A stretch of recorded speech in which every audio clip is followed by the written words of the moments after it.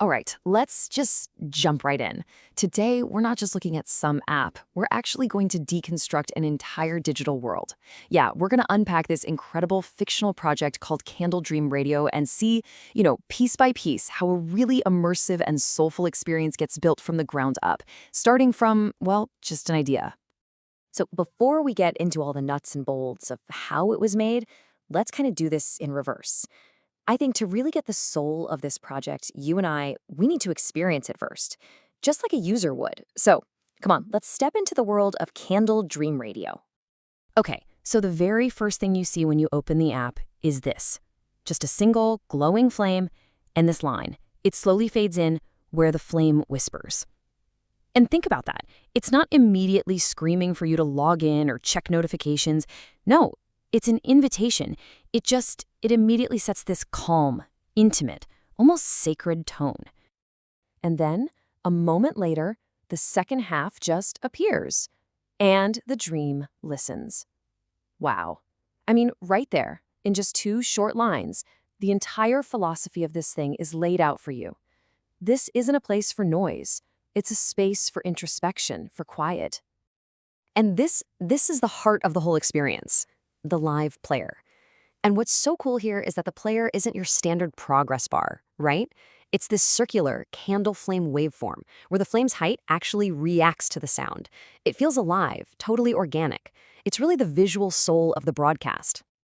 So that's the feeling, right? It's mystical, it's calm, it's beautiful. But how do you create that? Okay, let's start peeling back the first layer of this world, the visual art that really defines its identity. Just take a look at this. This is the poster art for the very first episode, The Candle That Remembers You.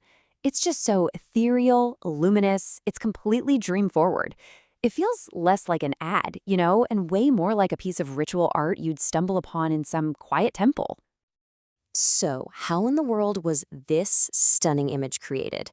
With this is the exact text prompt that was fed into an AI image generator. It wasn't painted, it was literally described into existence.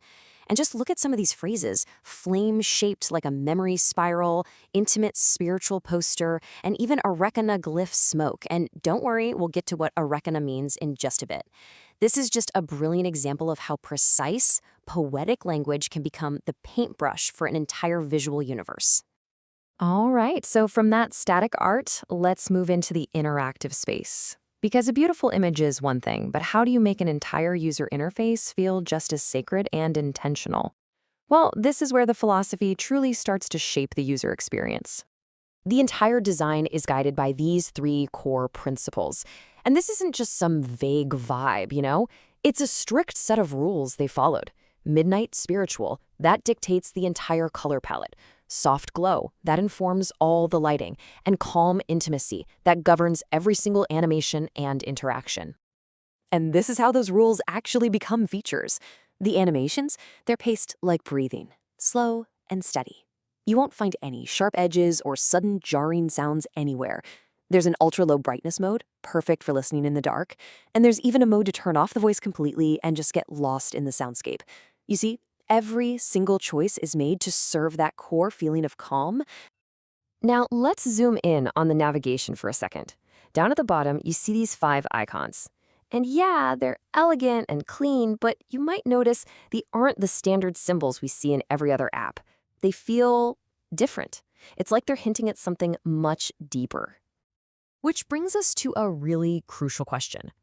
These aren't just stylized pictures of a house or a magnifying glass, are they? No, they're glyphs. So what do they actually mean? Okay, let's peel back the next layer, because this is where the world building goes from just visual design to actual linguistics.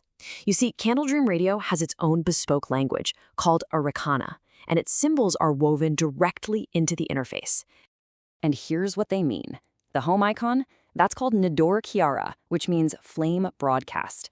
The episodes button is La Miara Set, or Dream Archive. Even your profile has this beautiful name, La Kiara, the inner witness. So each icon is a whole concept, turning simple navigation into this quiet little act of ritual. And what's really fascinating is the level of detail here. There's a core design rule for the entire language. Every single glyph has to include at least one thread curve. That's a gentle arc that's meant to imply woven motion. It's just one subtle rule, but it ensures the entire visual language feels cohesive and deeply connected. Okay, so we've gone from art to UI to an entire language. It's time to peel back the final layer, the one that makes it all actually work.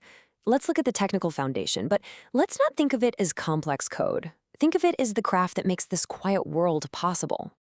So the code, it really focuses on the user's experience, not just the function. For instance, it adds chapter markers so you can easily navigate the audio. It loads transcripts dynamically so you can read along.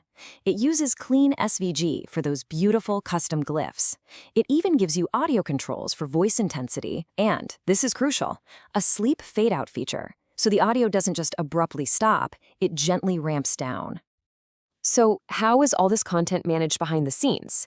Well, through a simple structured text file like this one. It's called a JSON file, which is just a really standard way for apps to organize data. Now, don't worry about reading the code itself, just look at the structure. For each episode, you've got a title, a list of chapters with timestamps, and the full transcript. This is the blueprint. So here's the crucial part, seeing how that data connects directly to what you see and hear. On the left, in that JSON file, you've got a chapter marker at 75 seconds called memory flame. And on the right, boom, that's what creates the little marker on the player's progress bar. The data for the transcript on the left becomes the text you read on the screen on the right. It's a really direct, elegant link between raw information and the final experience. All right, so let's put all those pieces back together now. We've gone from the polished surface all the way down to the lines of code. And now we can really see how every single layer works together, all in service of one single cohesive vision. Think about it, the core concept of a midnight spiritual broadcast. That's what dictated the dreamlike art style. That art style, in turn, informed the calm UI with its breathing animations. Then the UI was given its own soul with a custom glyph language, where play literally means breathe and pause means rest. And that entire philosophy was carried all the way down to the code, with thoughtful features like a gentle sleep fade-out. Nothing here is accidental. Every single layer reinforces the others. And this whole breakdown, this brilliant case study, it really leaves us with a final question to think about, doesn't it? It's not just about what features we can build, but why we're building them in the first place.